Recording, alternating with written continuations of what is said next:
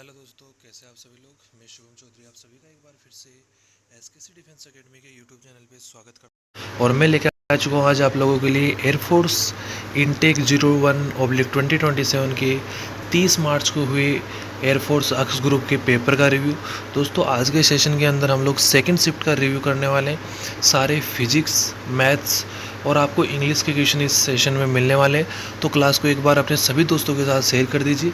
इस शिफ्ट में केवल अक्स ग्रुप वालों का पेपर होने वाला है। जिन भी लोगों का 31 को पेपर है उन सभी के साथ एक बार सेशन को शेयर कर दीजिए ताकि उनको पता लग पाए कि क्वेश्चन कहाँ से बन रहे हैं और किस तरीके के क्वेश्चन बन रहे हैं। और दोस्तों अगर आपने अभी तक भी एसकेसी डिफेंस एकेडमी को ज्वाइन नहीं किया है तो जल्दी से जाइए और ज्वाइन कर लीजिए ताकि आपके पास आने वाली सभी क्लासेज का नोटिफिकेशन पहुँच पाए और यहीं पर आप लोगों को फेज़ 2 का डेडिकेटेड बैच भी मिलने वाला है। तो सब्सक्राइब करना बिल्कुल भी मत भूलिएगा। टेलीग्राम चैनल का लिंक डिस्क्रिप्शन बॉक्स में दिया हुआ है। तो चलिए चलते हैं दोस्तों आज के पहले क्वेश्चन पे। पहला क्वेश्चन आप लोगों की फिजिक्स का आपकी स्क्रीन पे आ चुका है। फिजिक्स का हम पहला क्वेश्चन देखते हैं कि जब कोई प्रकाश की किरण सघन माध्यम पानी से विरल माध्यम वायु में प्रवेश करती है तो क्या होगा। What happens when a ray of light goes from water to air. तो आप लोगों का आंसर हो जाएगा जब कोई भी प्रकाश की जो किरण होती है वो सघन माध्यम से विरल माध्यम में जाती है तो जो अभिलंब होता है उससे वो दूर हट जाती है। अभिलंब से क्या होती है, वो दूर हट जाती है। सेकंड क्वेश्चन आपका फिजिक्स का आया, एक कण सरल आवर्त गति एस एच एम कर रहा है जिसका आयाम ए है। एम्पलीट्यूड क्या दिया हुआ है आपको ए। यदि उसकी कोणीय आवर्ती ओमेगा 4 रेडियन पर सेकंड है तो कण का अधिकतम वेग क्या होगा। तो देखिए आपका जो आयाम है वो आप लोगों को कुछ यहाँ पे वैल्यू दी हुई होगी, वो वैल्यू मुझे नहीं पता चल सकी, लेकिन मैंने आपका वी मैक्सिमम निकालने का फॉर्मूला होगा आपका V maximum equal to omega alpha omega into A. तो आप लोगों का जो ओमेगा है, ओमेगा का वैल्यू हो जाएगा 4 इंटू जो भी आपका आयाम का मान था वो आप लोगों को यहाँ पे पुट करना था। नेक्स्ट क्वेश्चन आपका, न्यूटन के गति का द्वितीय नियम का कथन क्या है, इसका गणितीय सूत्र क्या होगा। देखिए डायरेक्टली ये नहीं पूछा गया, लेकिन देखिए एक क्वेश्चन आया था कि जो न्यूटन का द्वितीय नियम है F बराबर dp/dt। तो ये जो आप लोगों का संवेग अपॉन समय वाला जो फॉर्मूला है इसके अंदर एक रिलेशन से रिलेटेड क्वेश्चन था। थ्योरी और जो फॉर्मूला है उन दोनों को रिलेट किया गया था। एक क्वेश्चन मिक्स क्वेश्चन यहाँ पे बनाया गया था। तो एग्जैक्ट क्वेश्चन क्या था वो आप लोग एक बार कमेंट में ज़रूर बताइए, और क्या ये क्वेश्चन पूछा गया है ये भी आप ज़रूर कमेंट में बताइए। अगर कोई क्वेश्चन यहाँ पे आप लोगों को बताया जा रहा है तो वो आप ही लोगों के रिव्यू के बेसिस पे बताया जा रहा है, तो आप लोग कमेंट में ये ज़रूर बताइए क्या ये क्वेश्चन आप लोगों के शिफ्ट में आए हैं, ताकि आपके जो नेक्स्ट एग्ज़ाम देने वाले दोस्त हैं उनको पता चल पाए कि किस तरीके के क्वेश्चन आ रहे हैं और क्या यहाँ पे एकदम बिल्कुल सही तरीके का रिव्यू जो है वो करवाया जा रहा है या नहीं करवाया जा रहा। तो एक बार कमेंट ज़रूर करके बताइए। अगला क्वेश्चन हम देखते हैं, यदि किसी ग्रह का द्रव्यमान m आधा कर दिया जाए, देखिए मास क्या कर रहा है आधा, और रेडियस दोगुनी कर दी जाए तो गुरुत्वीय त्वरण का नया मान क्या होगा। तो देखिए प्रश्नानुसार जो मास है वो आप लोगों का m/2, त्रिज्या आप लोगों की 2r हो जाती है। तो आप लोगों का गुरुत्वीय त्वरण क्या होगा, तो आपका जो गुरुत्वीय त्वरण है वो पहले का 1/8 गुना हो जाएगा। कुछ इस तरीके से आप लोग इस क्वेश्चन को हल कर सकते थे। पूरा सॉल्यूशन यहाँ पे मैंने आप लोगों को दिया है, पीडीएफ में टेलीग्राम चैनल पे अपडेट कर दूंगा, आप वहाँ से जाके देख सकते हैं। क्योंकि क्लास थोड़ी सी लंबी हो जाएगी इसलिए मैं सॉल्यूशन स्किप कर रहा हूँ, केवल आप लोगों को सॉल्यूशन दिखा रहा हूँ कि किस तरीके से आप सॉल्यूशन कर सकते हैं। नेक्स्ट क्वेश्चन पे जाएंगे, यदि किसी वस्तु पर लगाए गए बल F और विस्थापन S के बीच का कोण 90 डिग्री हो तो किया गया कार्य कितना होगा। आप बहुत ही आसानी से निकाल सकते हैं। किया गया कार्य W बराबर FS कोस थीटा, जब थीटा की वैल्यू 90 डिग्री है और कोस 90 की वैल्यू क्या होती है दोस्तों 0, तो आप लोगों का जो वर्क डन है वो भी क्या हो जाएगा 0 हो जाएगा। नेक्स्ट क्वेश्चन पे हम लोग चलते हैं, यदि किसी बिंदु से r दूरी पर विद्युत क्षेत्र की तीव्रता E है तो उस बिंदु पर रखे गए आवेश का मान ज्ञात करने का सूत्र। देखिए एग्जैक्टली फॉर्मूला आप लोगों को नहीं पूछा गया था, जो आपका आवेश ये विद्युत तीव्रता E बराबर 1/4 pi epsilon not into Q/R² जो फॉर्मूला है, इसकी बेस्ड पे आप लोगों को एक न्यूमेरिकल पूछा गया था, तो वो एक बार आप न्यूमेरिकल कमेंट बॉक्स में ज़रूर बताएंगे। नेक्स्ट अभी हम बात करते हैं, एक जो आपका एक्सेसिव प्रेशर है, इससे भी क्वेश्चन आया। वो बुलबुले से क्वेश्चन आया था या बूंद का क्वेश्चन आया था, एक बार आप कमेंट में ज़रूर बताइए। देखिए कुछ इस तरीके से था, पानी की एक बूंद और साबुन के बुलबुले के अंदर दाब आधिक्य एक्सेसिव प्रेशर डेल्टा पी का सूत्र क्या होता है, जहाँ टी पृष्ठ तनाव और आर त्रिज्या है। तो देखिए दाब आधिक्य का जो हवा का बुलबुला है, उसके लिए फॉर्मूला हो जाएगा delta P equal to 2T/R। और यही देखिए सोप के बुलबुले में 2 मुक्त पृष्ठ होते हैं, तो अगर ये साबुन का बुलबुला है तो ये दाब आधिक्य delta P equal to 4T/R यहाँ पे हो जाएगा। नेक्स्ट अभी हम चलते हैं आपके मैथ्स के रिव्यू के बारे में कि मैथ्स के कौन कौन से क्वेश्चन आपके पूछे गए हैं। तो देखिए पहला क्वेश्चन आप लोगों की स्क्रीन पे आ चुका है मैथ का। दोस्तों एक बार सेशन को अपने सभी दोस्तों के साथ शेयर ज़रूर कर दीजिए और वीडियो को शुरू से लेकर लास्ट तक देखिए बिना स्किप किए हुए। अगर आप चैनल पे नए हैं तो चैनल को सब्सक्राइब करके बेल आइकन को ऑल पे प्रेस कर लीजिए, ताकि आने वाली प्रत्येक क्लास का नोटिफिकेशन आपके पास पहुँच पाए। तो चलिए दोस्तों, पहला क्वेश्चन मैथ्स में आप लोगों का पूछा गया, कोस इनवर्स कोस पाई/6 का मान क्या होगा। तो देखिए आप लोगों का जो पाई/6 है, ये जो फॉर्मूला है, इसमें आंसर आप लोगों का हो जाएगा 5π/6। नेक्स्ट है सम्मिश्र संख्या 2 + 3 आयोटा का मापांक मॉड्यूलस क्या होगा। तो देखिए किसी भी जो आपका सम्मिश्र संख्या होती है, जो आपका कंपाउंड नंबर होता है, उसका अगर आप लोगों को मॉड्यूलस निकालना है, मापांक निकालना है, तो आपका उसका क्या करना है, सिंपली आपको उसका मोड कर देना है, सिंपली आपको उसका मोड करना है। तो देखिए जैसे ही हम इसका अगर मोड निकालना चाहें तो क्या होगा, जैसे कि हमें पता है z बराबर मापांक क्या होता है, z बराबर अल्फ़ा प्लस बीटा आयोटा। तो z का मॉड्यूलस क्या होगा, √a² प्लस का b²। a का मान यहाँ पे क्या है 2 और b का 3, यहाँ पे 2 का स्क्वायर 4 प्लस 3 का स्क्वायर 9 का अंडर रूट, तो कितना हो जाएगा √13 आप लोगों का आंसर हो जाएगा। नेक्स्ट आप लोगों को पूछा गया कि 0 का मान क्या होगा। तो गणित में जो 0 फैक्टोरियल है, 0 फैक्टोरियल का मान आपको बताना था। तो जो 0 फैक्टोरियल है उसका हमेशा मान 1 होता है। अगर आप लोगों को पूछ लिया जाता कि 2 फैक्टोरियल का मान क्या होता है, तो आप क्या करते 2 × 1। अगर 4 फैक्टोरियल पूछ लेता तो 4 × 3 × 2 × 1 आप लोग कर लेते, और 0 फैक्टोरियल का पूछा है तो वो आप लोगों का 1 हो जाएगा। तो दोस्तों नेक्स्ट क्वेश्चन की बात करते हैं, क्वेश्चन नंबर 4 की, कि y बराबर x³ प्लस साइन x हो तो इसका अवकलन कीजिए। सामान्य सा क्वेश्चन था, वैसे आपको एक बार इसका अवकलन करना था, dy/dx करना था। तो आप लोगों का हो जाएगा x³ का हो जाएगा 3x², साइन x का आप लोगों का होता है cos x। तो ये आप लोगों का राइट आंसर हो जाएगा। नेक्स्ट बात करते हैं, वक्र y बराबर x² तथा रेखा y बराबर 2x के मध्य गिरा हुआ क्षेत्रफल क्या होगा। आपको एक बाउंडेड एरिया ज्ञात करना था, एक वक्र y बराबर x² तथा रेखा y बराबर 2x के बीच का। तो सबसे पहले आप लोगों को क्या होगा, जो इन दोनों का इंटरसेप्टिंग पॉइंट होगा वो निकालना होगा। तो उसके लिए आप क्या करेंगे, x² बराबर 2x, x² बराबर 2x। तो यहाँ से x बराबर आप लोगों का 0 और x बराबर 2 आ जाएगा। तो आप लोगों की जो लिमिट है वो कहाँ से कहाँ हो जाएगी, 0 से 2 तक हो जाएगी। और 2x माइनस x² जो है, इसका आपको समाकलन 0 से 2 की लिमिट में करना है। तो आप लोगों का राइट आंसर कुछ इस तरीके से 4/3 वर्ग इकाई निकल के आ जाएगा, जो बाउंडेड एरिया है उसका एरिया। नेक्स्ट आप लोगों का 2 बार आप लोगों को अवकलन करना था, फलन दिया हुआ था आपको a cos x, इसका आपको d2y/dx² करना था। ओनली 2 बार अवकलन करना था इसका, और आपका आंसर निकल के आ जाता। नेक्स्ट साइन अल्फ़ा बराबर 3/5 तथा अल्फ़ा प्रथम चतुर्थांश में हो तो tan α/2 का मान क्या होगा। तो देखिए आप लोग इसको बहुत ही आसानी से बना सकते थे। आप कोस का वैल्यू निकाल लीजिए यहाँ से फॉर्मूले से, और फिर टेन अल्फ़ा बाई 2 का जो फॉर्मूला होता है root 1 minus cos alpha upon 1 plus cos alpha, उसके अंदर मान रखिए और आपका टेन अल्फ़ा बाई 2 का वैल्यू आ जाएगा। नेक्स्ट क्वेश्चन है, यदि a बराबर 7 तथा b बराबर 11 हो तो d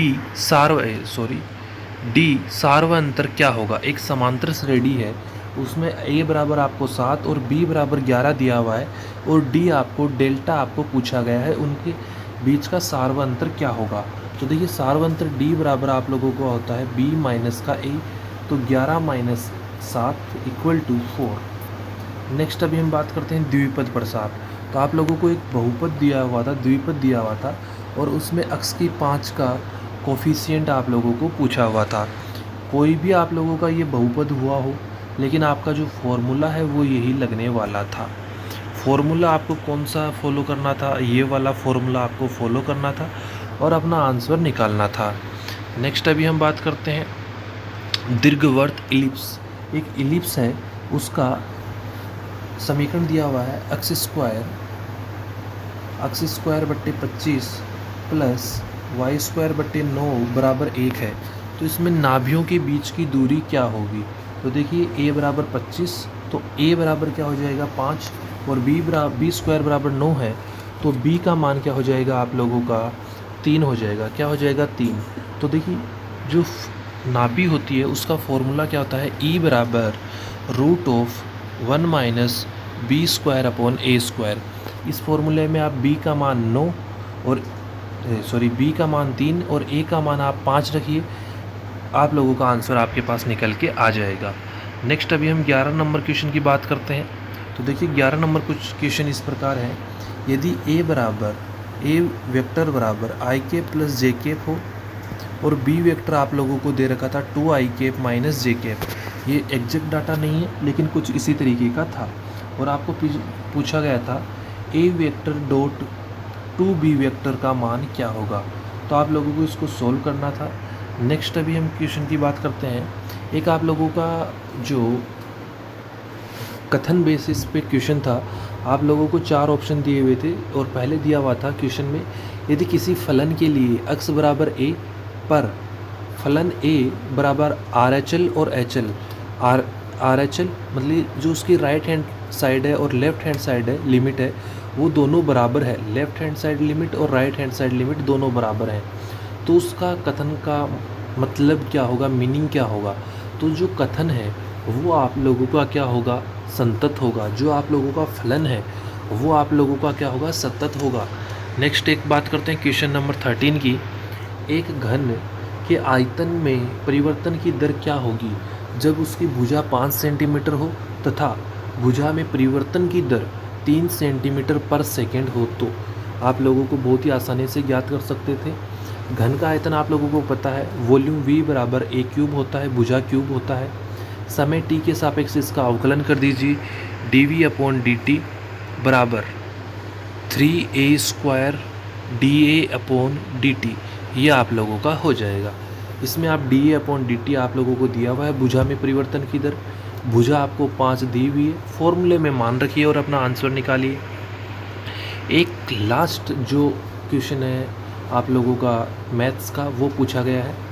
वर्त आपका एक वर्त x square plus y square बराबर 16 के केंद्र के निर्देशांक क्या होंगे। आपको वर्त का समीकरण दिया हुआ है और उसके केंद्र के निर्देशांक पूछे हैं। तो देखिए केंद्र के निर्देशांक जो आपका मानक समीकरण है तो केंद्र के मूल बिंदु पर होता है। तो ये देखिए इसके अंदर स्टैंडर्ड है और इसकी रेडियस 4 है। जब x और y का कोफिशिएंट गुणांक अगर 1 है तो वह मूल बिंदु पर स्थित एक वर्त माना जाता है। तो जो वर्त का केंद्र होगा वो 0 0 होगा। क्या इसी तरीके के क्वेश्चन आप लोगों के मैथ और फिजिक्स में आए थे, एक कमेंट करके ज़रूर बताइएगा। नेक्स्ट अभी हम मूव ऑन करेंगे इंग्लिश के ऊपर कि इंग्लिश के कौन कौन से क्वेश्चन हमारे इस शिफ्ट में सेकंड शिफ्ट में पूछे गए हैं। दोस्तों पहली शिफ्ट में जो क्वेश्चन पूछे गए थे वो हम लोगों ने रिव्यू 1 में कर लिए। अगर आपने अभी तक रिव्यू 1 की क्लास नहीं देखी है, शिफ्ट 1 की रिव्यू की क्लास नहीं देखी है, तो जाइए और जल्दी से उस क्लास को भी वॉच कर लीजिए। क्लास आप लोगों की ऑलरेडी लाइव हो चुकी है। और दोस्तों अगर आप चैनल पे नए हैं तो चैनल को सब्सक्राइब करके बेल आइकन को ऑल पे प्रेस करना बिल्कुल भी मत भूलिएगा, क्योंकि यहीं पर आप लोगों को फेज़ 2 का डेडिकेटेड बैच भी मिलने वाला है। कहीं पर भी आपको बिल्कुल पैसे देने की ज़रूरत नहीं है।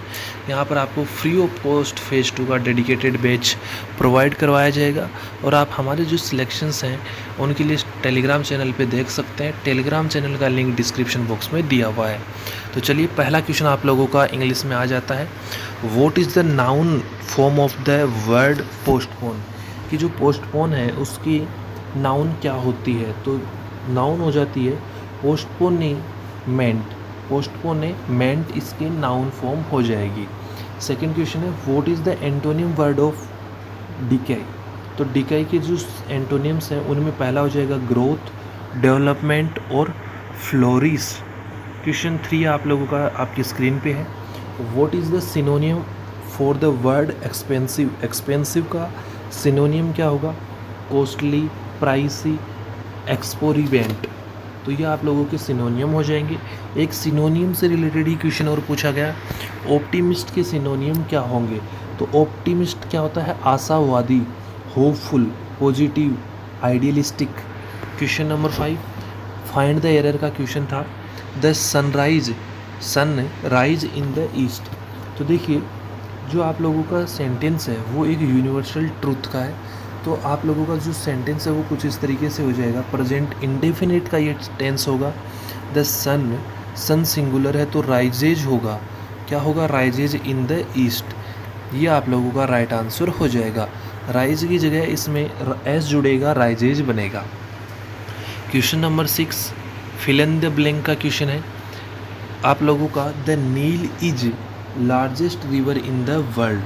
तो देखिए, जो लार्जेस्ट है वो एक सुपरलेटिव डिग्री है। तो सुपरलेटिव डिग्री से पहले द आर्टिकल का प्रयोग करते हैं हम लोग। नेक्स्ट क्वेश्चन है आपका, fill in the blank with correct correlative conjunction.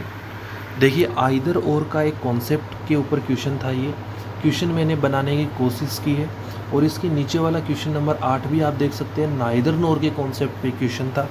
दोनों क्वेश्चन एग्जैक्टली मुझे पता नहीं थी, लेकिन मैंने बनाने की कोशिश करी है। आप लोग देख सकते हैं आइदर और नाइदर नोर के कॉन्सेप्ट पे दोनों पे एक ही शिफ्ट में क्वेश्चन आए हैं।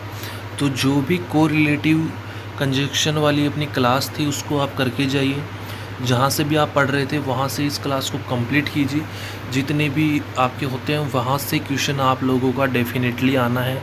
हर शिफ्ट में यहाँ से आपको क्वेश्चन देखने को मिलेगा। Next question number 9 fill in the blank with the correct tense. By the time the doctor arrived the patient blank.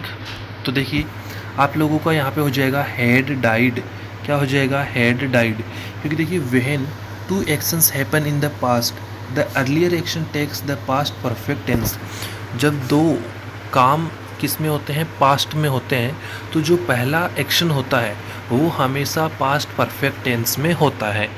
Next question आप लोगों का इंग्लिश में पूछा गया, एक्नोलेज वर्ड की आपका करेक्ट स्पेलिंग आया था। तो एक्नोलेज की आपकी करेक्ट स्पेलिंग हो जाएगी ACKNOWLEDGE। ये आप लोगों की जिस भी ऑप्शन में स्पेलिंग थी वो आप लोगों का करेक्ट आंसर था। नेक्स्ट क्वेश्चन नंबर 11 आप लोगों की स्क्रीन पे देखिए, ध्यान से पढ़िए। Change the following sentence from passive voice to active voice. Let the fight be stop. तो आप लोगों का राइट आंसर हो जाएगा stop the fight. Stop the fight. This is an imperative sentence. यह एक इम्पेरेटिव सेंटेंस है। क्वेश्चन नंबर 12 आप लोगों का नरेशन से डायरेक्ट इनडायरेक्ट से पूछा गया है। He said to me will I come to the seminar. Question exact नहीं है दोस्तों, बनाने की कोशिश की गई है। आप कॉन्सेप्ट को समझिए, क्वेश्चन के ऊपर मत जाना कि सर इस तरीके का क्वेश्चन नहीं था।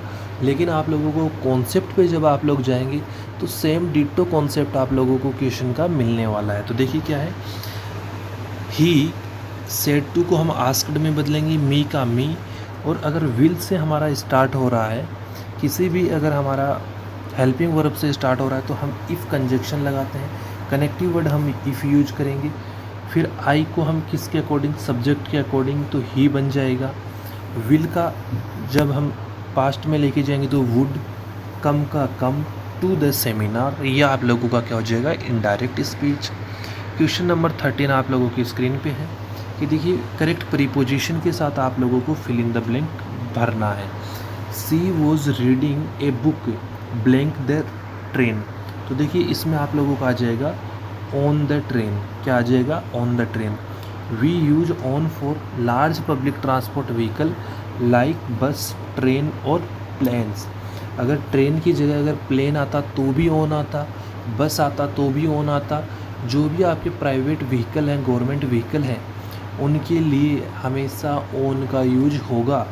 नेक्स्ट क्वेश्चन आप लोगों का करेज का नाउन पूछा गया, तो करेज का नाउन हो जाएगा करेजियस, क्या हो जाएगा, करेजियस आप लोगों का नाउन हो जाएगा। तो दोस्तों इसी के साथ आज का अपना रिव्यू कंप्लीट होता है। आज की क्लास के अंदर आपने कितने क्वेश्चन सही किए हैं और आप आज के जो आपके पेपर था उसमें कितने क्वेश्चन सही कर पाए हैं। 70 में से अगर आप लोगों का 40 प्लस स्कोर बन रहा है तो आप लोग फाइनल इनरोलमेंट तक सेफ़ हैं। आपका चाहे कट ऑफ स्टेट वाइज जाए, चाहे आपका इंडिया ऑल इंडिया बेसिस पे जाए, नॉर्मलाइजेशन आपका कितना भी हो, अगर आप 40 प्लस स्कोर पेपर में करके आए हैं तो आप इनरोलमेंट तक बेफिक्र होके अपने फ़ेज़ 2 की तैयारी कीजिए। जल्दी हम आप लोगों के लिए फ़ेज़ 2 का बैच लाने वाले हैं, तो फ़ेज़ 2 के बैच से जुड़ने के लिए टेलीग्राम चैनल और एसकेसी डिफेंस एकेडमी के यूट्यूब चैनल को सब्सक्राइब करके ज़रूर रखिए। दोस्तों मिलेंगे अगली क्लास में अगले रिव्यू के साथ, तब तक के लिए जय हिंद जय भारत दोस्तों।